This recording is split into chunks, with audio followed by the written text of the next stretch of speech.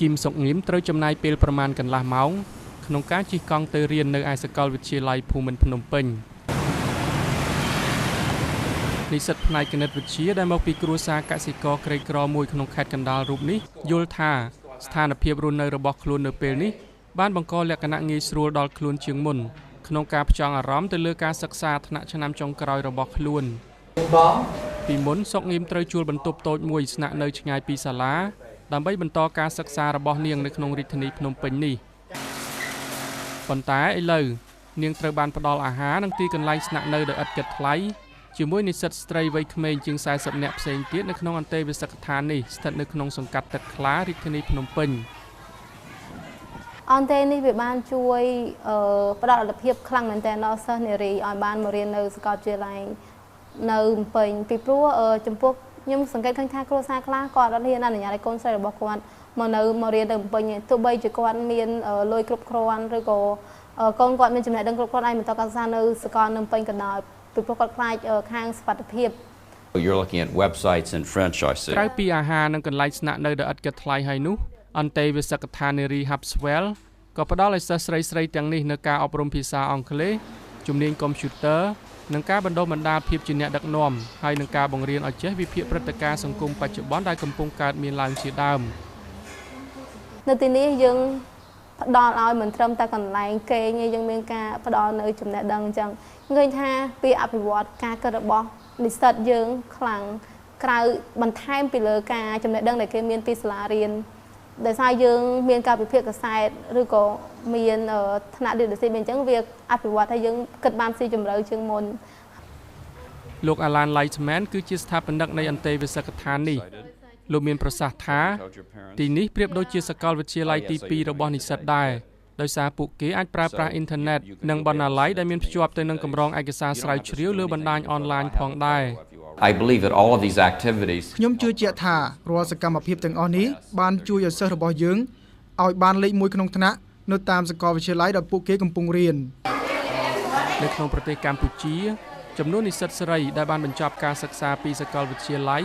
នៅមានចំនួនទាបនៅឡើយបើធៀបនឹងចំនួននិស្សិតប្រុស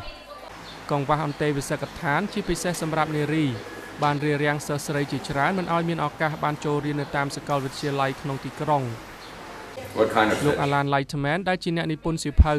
និងជាសាស្ត្រាចារ្យម្នាក់នៅសាកលវិទ្យាល័យ MIT ដ៏ល្បីល្បាញរបស់អាមេរិកផងនោះមានប្រសាសន៍ថាលោកចង់ផ្ដល់ឱកាសមួយដល់សិស្សស្រីទាំងនេះ I have been so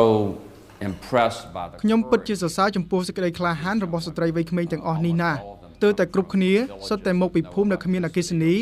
ឬក៏អណ្ដូងប្រើប្រាស់ពួកគេគ្មានអនាគតអ្វីឡើយក្រៅតែពីការរៀបការទៅតាមការទុកដាក់របស់ឪពុកម្ដាយឬត្រូវធ្វើការនៅតាមវាលស្រែនោះទេក៏ប៉ុន្តែពេលនេះពួកគេកំពុងសិក្សានៅតាមសាកលវិទ្យាល័យនានាក្នុងក្រុងភ្នំពេញតែទោះជាយ៉ាងនេះក្តីមិនមែនគ្រប់សិស្សស្រីៗទាំងអស់សុទ្ធតែទទួលបានឱកាសបែបនេះទេលោក Alan Lightman មានប្រសាសន៍ថានិស្សិតទាំងនេះសុទ្ធតែត្រូវជ្រើសរើសចេញពីសិស្សពូកែនៅតាមវិទ្យាល័យនានាទូទាំងប្រទេសដោយផ្អែកលើភាពវៃឆ្លាតមហិច្ឆតានិងសក្តានុពលនៃភាពជាអ្នកដឹកនាំរបស់ពួកគេ Instead of trying to help every young ជាងការជួយស្ត្រីវ័យក្មេងគ្រប់រូបនៅទូទាំងប្រទេសដែលត្រូវការជំនួយដោយសារតែពួកគេមានចំនួនរាប់លានអ្នកនោះយើងព្យាយាមផ្ដោតសំខាន់លើស្ត្រីវ័យក្មេងដែលនឹងក្លាយជាអ្នកដឹកនាំប្រទេសនៅពេលអនាគតហើយទាំងអស់គ្នាគឺត្រែងតែអង្គុយរៀនទាំងអស់រ៉ាដាគឺជានិស្សិតម្នាក់ទៀតមកពីខេត្តស្វាយរៀងនាងក៏ជានិស្សិតឆ្នើមនៅក្នុងថ្នាក់ចិត្តវិទ្យារបស់នាងនៅឯសាកលវិទ្យាល័យភូមិន្ទភ្នំពេញដែរជាប្រធាននិស្សិតម្នាក់នៅទីនេះផងនោះរ៉ាដានិយាយថានិស្សិតដែលកំពុងរៀនមុខវិជ្ជាផ្សេងគ្នានៅតាមសាកលវិទ្យាល័យនានាសុទ្ធតែចូលមកស្នាក់នៅទីនេះដោយមានគោលដៅក្នុងជីវិតច្បាស់លាស់ដោយសារតែពួកខ្ញុំហ្នឹងគឺមានមហិច្ឆតាខ្ពស់គឺមានគោលដៅច្បាស់លាស់សម្រាប់ជីវិតពួកខ្ញុំថាអនាគតពួកខ្ញុំចង់ធ្វើអី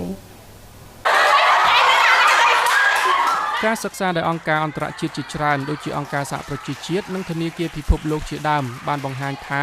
វិធីសាស្ត្រដ៏មានប្រសិទ្ធភាពបំផុតក្នុងការអភិវឌ្ឍប្រទេសគឺត្រូវផ្ដល់សិទ្ធិអំណាចដល់ស្ត្រី Women are more attentive to ស្ត្រីមានការយកចិត្តទុកដាក់ច្រើនជាងបុរសក្នុងកិច្ចការសហគមន៍ការអប់រំការថែទាំសុខភាពនិងការរៀបចំផែនការនៅរៀងរាល់ថ្ងៃអាទិត្យ និស្សិតទាំងនេះទទួលបានការបណ្ដុះបណ្ដាលភាពជាអ្នកដឹកនាំនៅក្នុងបន្ទប់នេះដែលគេហៅថាសាលស្ត្រីដ៏អស្ចារ្យឬ The Hall of Great Women ដែលមានដាក់ព្យួរនៅលើជញ្ជាំងនៅរូបថតរបស់មេដឹកនាំពិភពលោកជានារីចំនួន30ផ្ទាំងដែលរួមទាំងរូបថតរបស់ដូនជី Mother Teresa និងលោកស្រីអង្សានស៊ូជីដែលជាមេដឹកនាំគាំទ្រលទ្ធិប្រជាធិបតេយ្យដ៏ល្បីល្បាញរបស់ប្រទេសភូមាជាដើម We want to show that យើងចង់បង្ហាញថាមិនថាអ្នកមកពីទីណាឬក៏ស្ថានភាពគ្រួសារយ៉ាងដូចម្តេចនោះទេអ្នកនៅតែអាចមានឱកាសក្លាយជាមនុស្សអស្ចារ្យបាន ស្ថាបនិកនៃអន្តេវាសិកដ្ឋាន Hubswell លោក Alan Lightman បន្ថែមថាលោករំពឹងថានិស្សិតទាំងនេះនឹងក្លាយទៅជាផ្នែកមួយនៃចំនួនមនុស្សដែលនឹងនាំមកនូវសិទ្ធិស្មើគ្នាសម្រាប់ស្ត្រីនិងជួយអភិវឌ្ឍប្រទេសជាតិនេះទាំងមូលដោយប្រើប្រាស់អានុភាពរបស់ពួកគេពីរាជធានីភ្នំពេញខ្ញុំសាយមុនី VOA